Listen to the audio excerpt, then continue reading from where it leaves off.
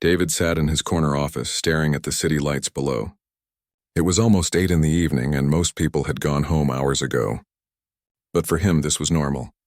Running a pharmaceutical company meant long hours, endless meetings, and very little personal life. He didn't mind it much. Work gave him purpose, even if it left him feeling empty sometimes. His phone buzzed on the desk. Unknown number. He almost ignored it, but something made him pick it up and read the message. Baby's fever is 103. I'm scared. Should I take her to emergency? You said you'd help me through this. David frowned, reading it again. Baby? Fever? He definitely didn't have any children. This was clearly meant for someone else. He typed back quickly. I think you have the wrong number. I hope your baby is okay, but I'm not who you're trying to reach. He set the phone down and went back to his laptop, but he couldn't focus. That message kept playing in his mind. Someone out there was scared, dealing with a sick baby, and they'd reached out to the wrong person. 3 dots appeared on his screen, then vanished. Then another message came through. Oh my God, I'm so embarrassed. I'm so sorry. Thank you anyway. David stared at those words. He could feel the panic behind them, the fear of a parent worried about their child. He'd never been a father, never even thought much about kids, but something about that desperation got to him. 20 minutes passed. He tried to work, but his mind kept wandering back to that unknown number. Finally, he picked up his phone again and typed, For what it's worth, a 103 fever in a baby is serious. You should probably get her checked by a doctor. Better safe than sorry. The reply came fast. Thank you. I'm heading there now. Her father isn't around anymore. I thought I was texting my sister. I'm just really scared right now. David felt a strange tightness in his chest. This woman was alone, rushing her sick baby to the hospital, and she had no one to help her. He typed back, You're doing the right thing. Your baby is lucky to have a mom who cares so much. I hope everything goes well. Thank you. You're very kind. That was it. The conversation ended. David sat back in his chair, looking out at the city again. Somewhere out there, a mother was sitting in an emergency room holding her sick child, probably terrified and exhausted. He wondered how it would turn out. Would the baby be okay? Would the mom be okay?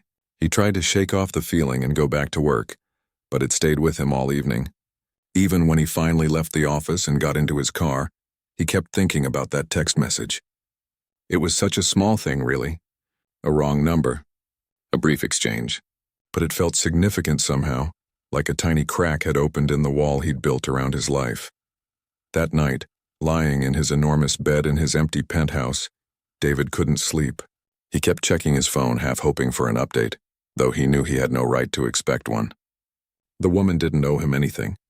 He was just a stranger who'd happened to receive her text by mistake. 2 days went by. David threw himself into work like always, but he found his mind wandering at odd moments. During a board meeting, he'd suddenly think about that baby with the fever. Was she okay? During lunch with investors, he'd wonder about the mother. What was her story? Why was she alone? On the 3rd day, his phone buzzed during a conference call. Another message from that same unknown number. I know this is really weird, but I wanted to thank you. My daughter had a severe infection. The doctor said if I'd waited much longer, it could have been really bad. I keep thinking about how I almost didn't go to the hospital. Your message pushed me to go. So thank you. A stranger's kindness meant everything that night. David excused himself from the meeting and stepped out into the hallway. He read the message 3 times, feeling something warm spread through his chest. The baby was okay. That was good. Really good, he typed back. I'm so glad she's all right. How is she doing now? Much better. She's back to her normal self, driving me crazy in the best way. I'm just so grateful. That's wonderful. And how are you doing? It must have been scary. Honestly, I'm exhausted, but I'm used to it. Single mom, working nights as a nurse, trying to keep everything together. It's a lot. Sorry, you don't need to hear all this. Don't apologize. I asked because I care. And he realized as he typed those words that he really did care. This wasn't just politeness or obligation. He genuinely wanted to know how this woman and her daughter were doing. Over the next few weeks, they kept texting. Nothing heavy, just small updates about life. She'd tell him about her daughter's new accomplishments, about tough shifts at the hospital, about her dreams of going back to school. He mostly listened, asking questions, offering encouragement when she seemed down. She never asked what he did for work, and he didn't volunteer the information. It was refreshing, actually. In his normal life, everyone knew who he was. David Chen, CEO of Chen Pharmaceuticals. Billionaire, power player. People treated him differently because of it, always wanting something, always calculating. But to this woman, he was just a person. Someone who'd responded kindly to a wrong number text. She didn't know about his penthouse or his private jet or his company. She just knew he was someone who cared enough to answer. One evening, she sent him a photo. It showed a baby girl with dark curls and a huge smile, holding a stuffed bunny almost as big as she was. "This is Lily. She wanted me to show you her new friend." David stared at the photo for a long time. Lily. The baby had a name now, a face. She looked so happy, so full of life. It was hard to imagine this same child had been seriously ill just weeks ago. "She's beautiful," he typed back. "And that's a very impressive bunny." She picked it out herself. "Well, she grabbed it and wouldn't let go, so I figured that counted as picking it out." David laughed out loud, alone in his office. When was the last time he'd done that? Actually laughed at something genuine and simple? "How old is she?" he asked. 9 months. Almost 10 now. The age where everything is fascinating and she wants to touch everything and put everything in her mouth. It's exhausting but amazing. It sounds amazing. "Do you have kids?" David paused before answering. "No, I don't." "Oh, well, you'd be good at it, I think. You're patient and kind. Those are the most important things." He didn't know what to say to that. No one had ever told him he'd be good with kids. No one had ever really thought about him in terms of family at all. He was the businessman, the CEO, the guy who made deals and grew companies. "Thank you," he finally wrote. "That means a lot." That night, David sat in his office long after everyone else had gone home. He looked at the photo of Lily again with her bright smile and her giant bunny. Then he looked around at his surroundings. Expensive furniture, fancy art, floor-to-ceiling windows overlooking the city. Everything was perfect and cold and lonely. Something was shifting inside him, something he didn't quite understand yet. A wrong number text had connected him to something real, something warm and human and messy. And for the first time in years, David wondered if maybe he'd been living his life all wrong. The text messages continued for another month. Every few days, David would get an update. Sometimes it was just a quick "hope you're having a good day," or a funny story about something Lily did. Other times, the messages were longer, more personal. One night, she texted him at almost midnight. "Sorry if I'm bothering you. Just got home from a really rough shift. Lost a patient tonight, an older man who reminded me of my dad. I know it's part of the job, but it never gets easier." David was still awake, working as usual. He set down his papers and focused on his phone. "You're not bothering me. I'm sorry about your patient. That must be really hard." "It is. And then I come home and Lily is sleeping and she looks so peaceful. And I just think about how precious life is, how we take it for granted. Sorry I'm being depressing." "You're not being depressing. You're being human. It's okay to feel things. Do you? Feel things, I mean. Or does working in business make you numb to it all?" David thought about that question for a long time before answering. "I used to think I had to be numb to be successful. Keep emotions out of it. Focus on numbers and profits. But lately I'm not sure that's the right way to live." "What changed?" "Honestly, you did." There was a long pause. Then, "Me?" "Yeah. Talking to you, hearing about your life, about Lily. It reminded me that there's more to life than spreadsheets and board meetings. I'm just a nurse trying to survive. I don't think I'm that inspiring. You're raising a child alone, working night shifts, still finding time to be kind to a stranger who got your text by accident. That's pretty inspiring to me." Another pause. "Thank you for saying that. Most days I feel like I'm barely holding it together. You're doing better than you think." After that conversation, something shifted between them. The messages became more frequent, more personal. She told him about Lily's father, how he'd left when she refused to give the baby up for adoption. How she'd been so scared to do it alone but couldn't imagine her life without Lily now. David shared more too, though he was careful about certain details. He talked about growing up in a family that valued success over everything else. How he'd built his company from almost nothing, working 18-hour days for years. How somewhere along the way he'd forgotten what he was working for.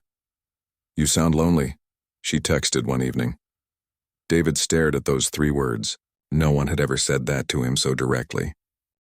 People saw his success, his wealth, his power. They didn't see the empty penthouse, the lack of real friends, the feeling of going through motions without meaning. Yeah, he typed back. I guess I am. Me too sometimes. Even with Lily, is that weird? To feel lonely when you have a child? I don't think it's weird. I think it's honest. I wish more people were honest like this. Most conversations are so fake, you know? Everyone pretending everything is fine. I know exactly what you mean. As the weeks passed, David found himself thinking about her constantly. Not just during their text conversations, but throughout his day. He'd be in a meeting and wonder what she was doing. He'd see something funny and want to share it with her. He'd pass by a toy store and think about Lily. One Friday evening, after a particularly long day, David made a decision. He picked up his phone and typed, "This might be crazy, but would you want to meet for coffee sometime? Just to actually talk in person?" He stared at the message for a full minute before hitting send. His heart was racing, which was ridiculous. He'd negotiated billion-dollar deals without breaking a sweat, but asking someone to coffee made him nervous. The three dots appeared and disappeared several times.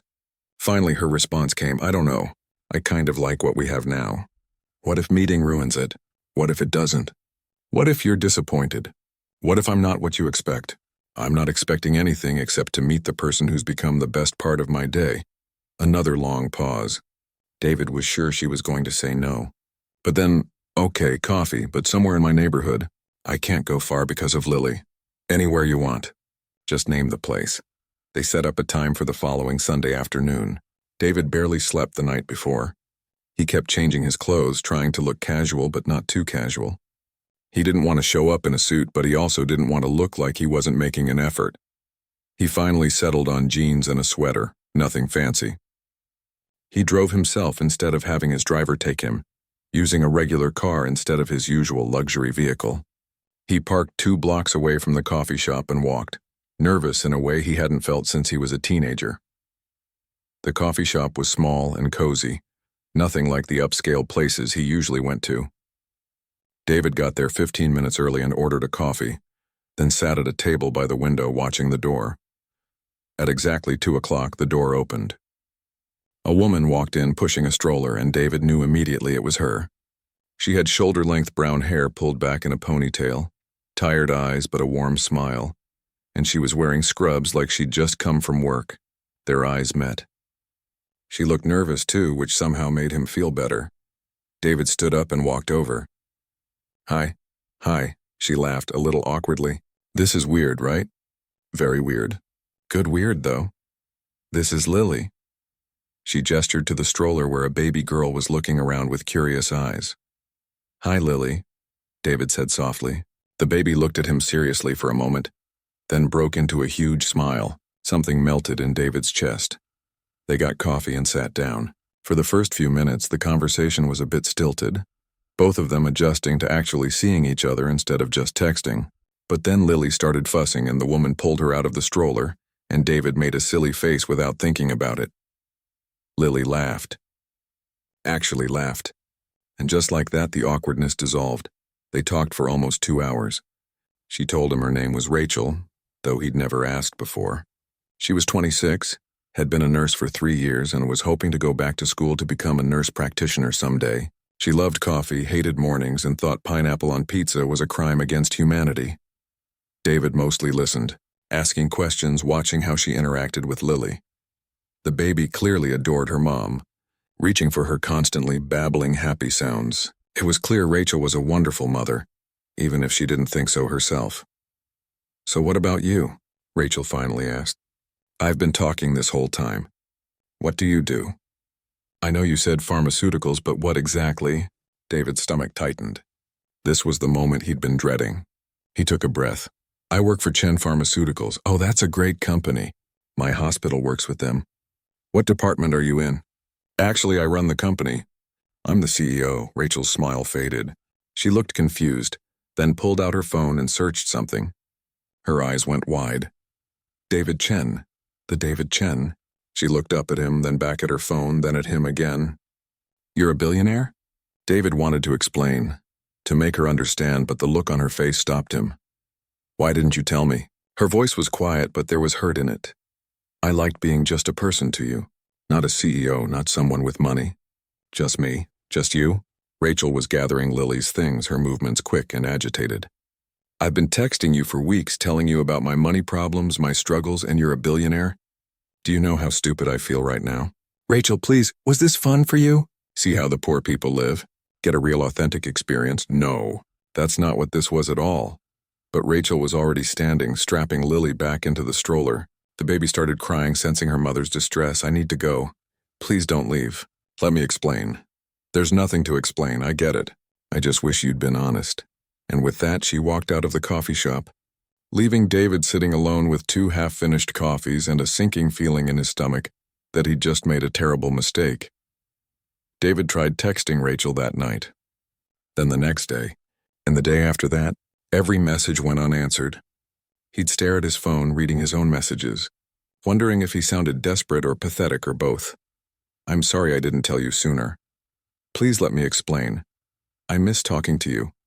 Nothing. Complete silence. It was like she'd vanished, taking that brief spark of genuine connection with her. David threw himself into work, but for the first time in his career it felt meaningless.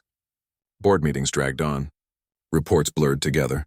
His assistant asked if he was feeling okay because he seemed distracted.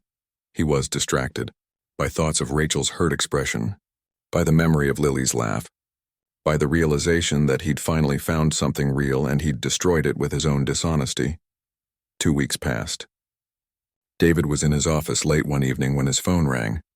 Unknown number, but not the one he'd been hoping to see. He almost didn't answer, but something made him pick up. "Mr. Chen, this is Memorial Hospital calling." David's heart stopped. "Yes? You're listed as an emergency contact for Rachel Mitchell and her daughter Lily. I'm calling to inform you that they were both brought in about an hour ago following a car accident." The world tilted. David grabbed his desk to steady himself.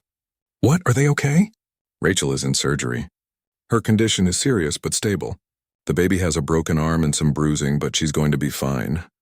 I'm on my way." David didn't remember grabbing his coat or running to the elevator. He didn't remember the drive to the hospital, though he must have driven himself because he arrived in his own car. Everything was a blur of fear and adrenaline. At the hospital, he identified himself at the front desk. The nurse looked at him with sympathy. Ms. Mitchell was conscious briefly after the accident. "She insisted we call you. She said you were the only person who would come for her daughter." Those words hit David like a physical blow. After everything, after he'd hurt her, she'd still thought of him. Still trusted him with what mattered most. "Where's Lily?" "Pediatric ICU, 3rd floor. Rachel is in surgery on the 5th floor. We'll update you as soon as we know more." David went to the pediatric ICU first. A nurse led him to a room where Lily lay in a hospital crib, her little arm in a cast, small bandages on her face. She was sleeping, looking so tiny and vulnerable. David stood beside the crib, his hands shaking, not sure what to do. "You can touch her," the nurse said gently. "She's stable. The doctor will be in shortly to discuss her injuries, but she's going to be just fine." David reached out and carefully touched Lily's hand. Her fingers curled slightly around his. Even in sleep, she was so trusting, so innocent. The thought of her being hurt, being scared, made his chest ache. A doctor came in and explained that Lily had been properly secured in her car seat, which had saved her life. The broken arm would heal completely. The bruising looked worse than it was. "She was lucky, very lucky. What about her mother?" David asked. The doctor's expression grew more serious. "Rachel has internal bleeding and several broken ribs. She also sustained a head injury. The surgery is to repair the internal damage. I can't give you more information right now, but the surgical team is excellent." David nodded, unable to speak. The doctor left and David pulled a chair close to Lily's crib. He sat down, still holding her tiny hand, and waited. Hours passed.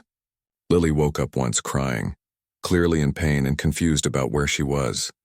David stood up, not sure what to do, but some instinct took over. He spoke softly to her, making the same silly faces he'd made at the coffee shop. It didn't work at first. She cried harder, calling for her mama. "I know, sweetie. I know you want your mama. She's getting better, okay? She's going to be okay." He kept talking, his voice low and soothing, and eventually Lily calmed down a little. A nurse came in and gave her some medication for the pain, and soon she drifted back to sleep. David stayed right there, keeping watch. Around 3 a.m, a surgeon came to find him. "Are you family?" the surgeon asked. "I'm all they have. David said firmly. The surgeon looked at him for a long moment, then nodded. Rachel made it through surgery. The next 24 hours are critical, but I'm cautiously optimistic. She's strong. She fought hard. Can I see her? She's in recovery now, not conscious yet. But yes, you can sit with her. A social worker appeared then, a tired-looking woman with kind eyes. She explained that without immediate family, Lily would need to be placed in temporary foster care while Rachel recovered. No, David said immediately. Excuse me? She's not going into foster care. I'll take her, the social worker frowned. Mr. Chen, I understand you want to help, but there are procedures. Are you family? I'm her mother's. David paused. What was he, a friend? Someone who'd exchanged texts? Someone who'd screwed everything up? I'm the person Rachel called. The person she trusts with her daughter. That has to count for something. It's not that simple, then make it simple. I have resources. I can provide excellent care. I can hire the best nanny in the city if needed. But that little girl is not going to wake up in a strange place with strange people. Not if I can help it. The social worker looked at him carefully. You really care about them. More than I realized until tonight, she sighed. Let me make some calls. I can't promise anything, but I'll see what I can do. 2 hours and a mountain of paperwork later, David was approved for temporary custody. The social worker gave him instructions, resources, and a stern warning that she'd be checking in regularly. David went back to Lily's room. She was awake again, looking around with scared eyes. When she saw him, she didn't smile, but she didn't cry either. She just watched him with those big, serious eyes. Hey, little one, David said softly. You're going to come stay with me for a while, okay? Just until your mama is better. I'm going to take really good care of you. I promise. The nurse helped him get Lily ready to leave. They put her in a special car seat that accommodated the cast, gave him medications and instructions, and walked him to his car. David drove home at 5 a.m. with a baby in his back seat, feeling more terrified than he'd ever felt in his life. His penthouse had never seemed more unsuitable for a child. Everything was white and expensive and breakable. His assistant had arranged for basic supplies to be delivered, but David still felt completely out of his depth. He set up the portable crib in his bedroom and carefully laid Lily down. She whimpered but didn't cry. He sat on the floor beside the crib, watching her, making sure she was breathing, making sure she was okay. As dawn broke over the city, painting his penthouse in shades of gold and pink, David made a promise. To Lily, to Rachel, to himself. He would do whatever it took to take care of this little girl. He would learn. He would try. He wouldn't let them down. Lily's eyes drifted closed. David stayed right there on the floor, his back against the wall, refusing to leave her alone even for a moment. Outside, the city was waking up. Inside, David's entire world had changed. He pulled out his phone and looked at all the unanswered messages he'd sent Rachel. Then he typed one more. I'm so sorry about the accident. Lily is with me. She's safe. She's being taken care of. I won't let you down. Please get better. We need you. He hit send, knowing she wouldn't read it anytime soon, but somehow it felt important to say it anyway, important to put it out into the universe, important to mean it with every fiber of his being. The CEO who'd built an empire was now responsible for a 10-month-old baby with a broken arm, and somehow sitting on his bedroom floor at dawn, watching over this sleeping child, David felt more purposeful than he'd felt in years. The first week was chaos. David had faced hostile takeovers, market crashes, and international negotiations, but nothing prepared him for taking care of a baby. Lily cried at strange hours. She refused to eat. She threw up on his expensive suits. She wanted her mother, and David couldn't give her that. His assistant helped hire a professional nanny, a woman named Helen who had 30 years of experience. But even with help, David found himself doing most of the actual care. He couldn't explain why. Maybe it was because he'd promised. Maybe it was because every time he looked at Lily, he saw Rachel's face and felt responsible. Maybe it was because somewhere in the middle of changing diapers and warming bottles, he'd started to genuinely care about this little person. He visited Rachel every single day. She'd been moved from intensive care to a regular room, but she was still unconscious. The doctor said her body was healing, but her brain needed time to recover from the trauma. They couldn't say when she'd wake up. David would sit beside her bed and tell her about Lily. She ate all her breakfast this morning. Well, most of it. Some of it ended up on my shirt. She's doing okay with the cast, barely seems to notice it. Helen says she's a strong kid. Gets that from you, I think. He talked to Rachel about everything. His day, the company, random thoughts. It felt less lonely than talking to himself. Sometimes he'd hold her hand, careful of the IV lines, and just sit there in silence. On the 5th day, David brought Lily to the hospital. The nurses bent the rules because they could see how much it meant. David held Lily up close to Rachel's bed. Look, Lily, there's your mama. She's resting right now, but she's getting better every day. Lily reached out toward Rachel, making soft sounds. Then she started crying, and David had to take her home. The whole drive back, his heart felt heavy. What if Rachel didn't wake up? What if Lily grew up without her mother? What if David had to raise this child alone? That night, after Lily finally fell asleep, David stood by his window looking out at the city. His phone rang. The hospital. His heart jumped. Mr. Chen? Rachel is awake. David was at the hospital in 15 minutes. He rushed to Rachel's room and stopped at the doorway. She was sitting up slightly, looking pale and exhausted, with bandages and wires everywhere. When she saw him, her eyes filled with tears. Lily, she whispered, her voice rough. David walked closer. She's safe. She's with me. She's healing perfectly. You came. Of course I came. Rachel closed her eyes, tears sliding down her cheeks. I'm sorry I walked out on you. At the coffee shop. I was just scared. You don't need to apologize. I should have been honest from the start. Where is she? Can I see her? She's at my place with the nanny. Visiting hours are over, but I'll bring her first thing tomorrow morning. I promise. Rachel nodded, then winced in pain. A nurse came in to check her vitals and gently told David he should let her rest. He didn't want to leave, but he knew the nurse was right. I'll be back tomorrow with Lily, he said. Try to rest, David. Rachel's voice stopped him at the door. Thank you for taking care of her. I had no one else to call. You always have me, he said simply. The next morning, David brought Lily to the hospital. The moment Lily saw her mother, she started reaching and making excited sounds. Rachel sobbed as David carefully handed the baby over, mindful of Rachel's injuries and Lily's cast. Oh, my baby, my sweet baby, Rachel whispered, kissing Lily's head over and over. Mama's here. Mama's here. David stepped back, giving them space, watching this reunion with a lump in his throat. This was what mattered. Not money or power or success. This simple, pure love between a mother and child. Everything else was just noise. Over the next 3 weeks, David visited every single day, bringing Lily each time. He watched Rachel grow stronger, watched her fight through physical therapy even when it was clearly painful. She was determined to get better, to go home to her daughter. They talked during those visits. Really talked. Rachel asked him about his life, and this time David was completely honest.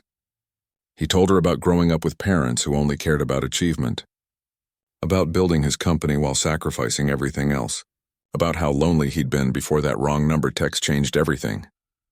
I don't know how to do this, he admitted one afternoon while Lily napped in his arms. This caring about people thing, I'm not good at it. You're better at it than you think, Rachel said. You've been taking care of my daughter for 3 weeks. That's not nothing. I have a nanny helping. But you're the one who stays up when Lily cries at night, Helen told me.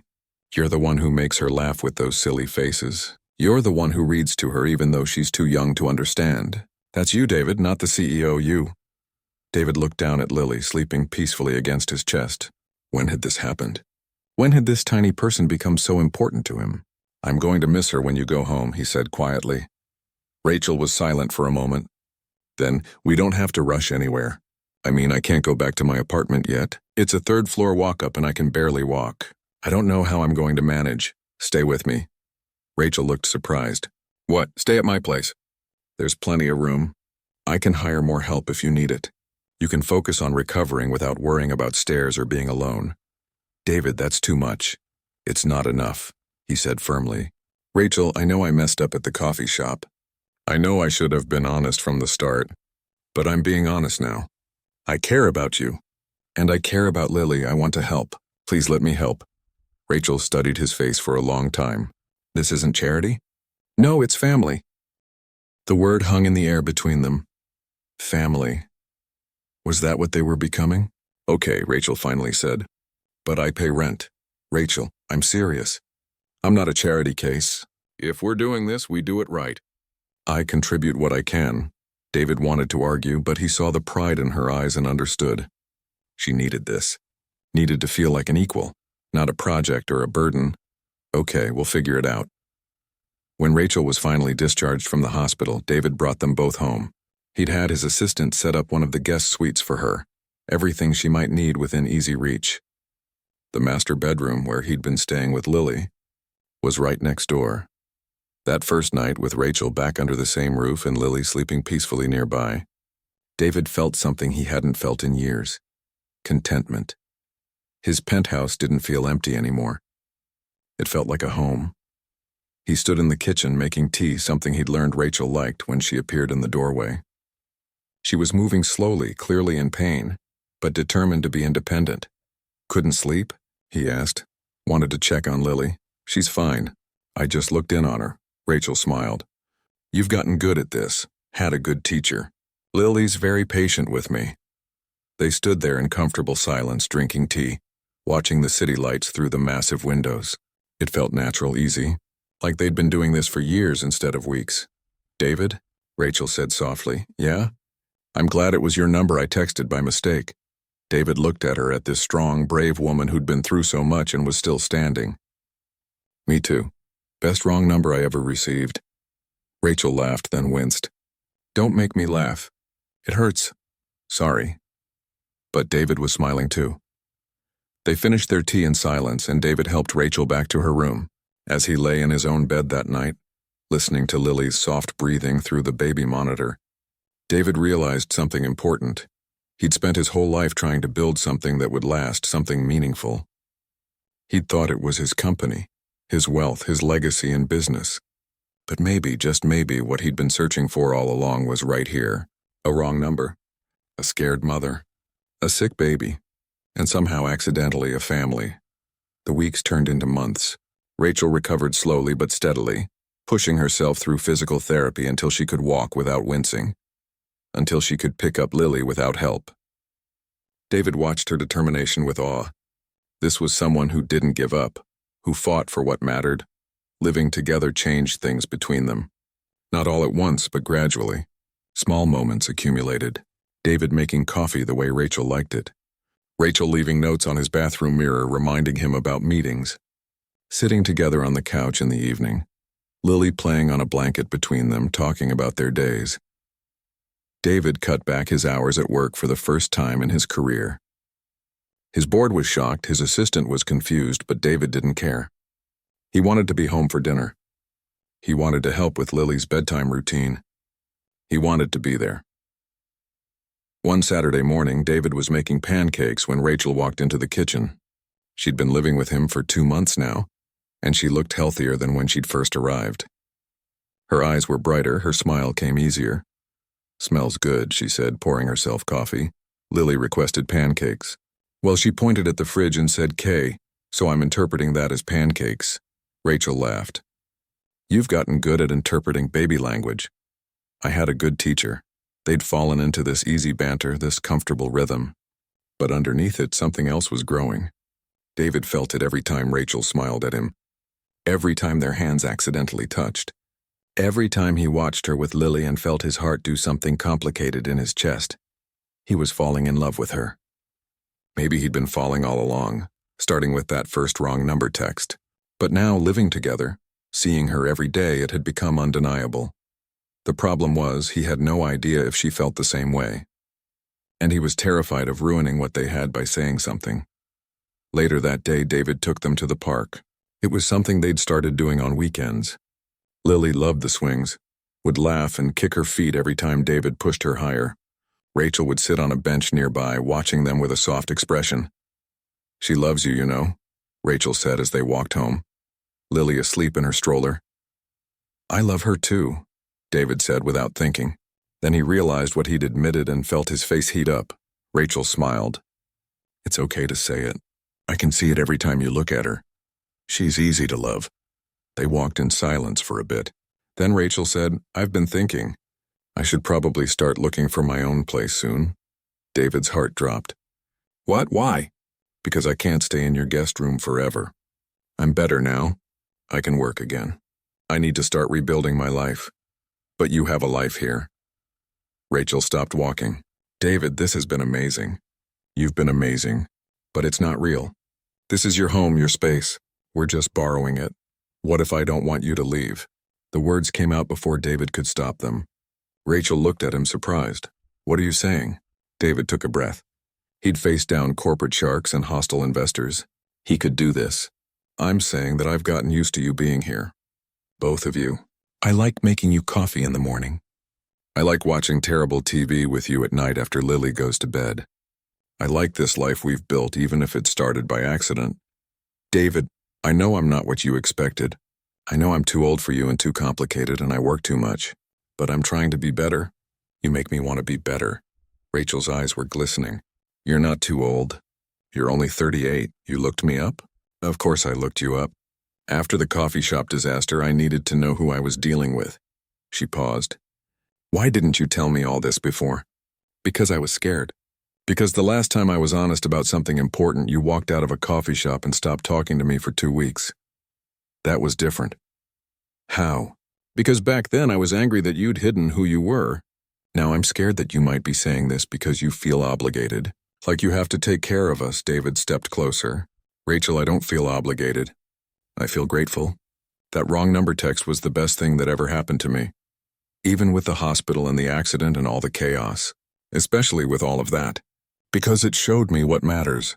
Not money or power or success. You, Lily.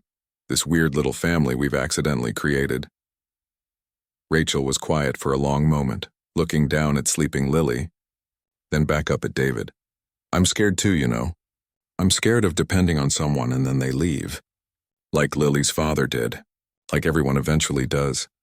I'm not going anywhere, you say that now. I'll say it every day if you need me to. David reached out and took her hand. I know I'm asking a lot. I know this is complicated. But give me a chance. Give us a chance.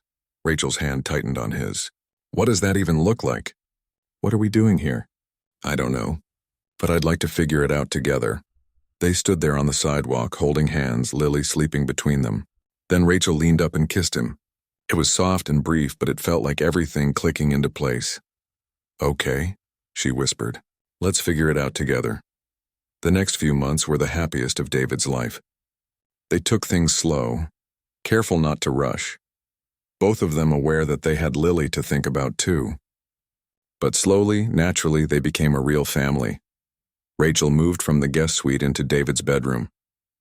She went back to work part-time, and David arranged his schedule so one of them was always home with Lily. They had fights about normal things like whose turn it was to do dishes and whether Lily was ready for solid foods. They had good days and bad days, easy moments and hard ones, but through it all, they had each other. One evening, almost a year after that first wrong number text, David came home to find Rachel sitting on the floor surrounded by papers. Lily was helping by trying to eat them. What's all this? David asked. School applications.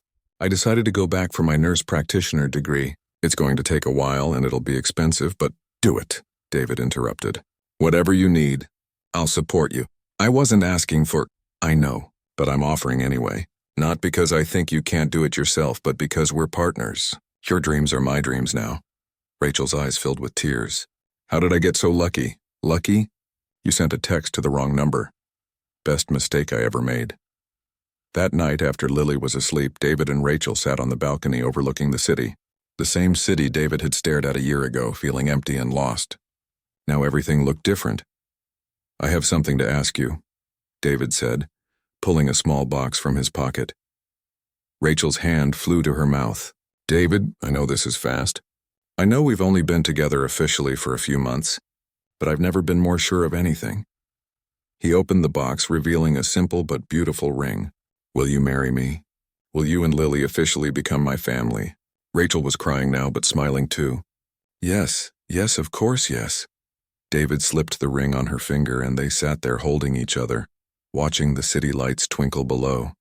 Somewhere out there, someone might be sending a text to the wrong number. Somewhere, someone might be scared and alone and desperate.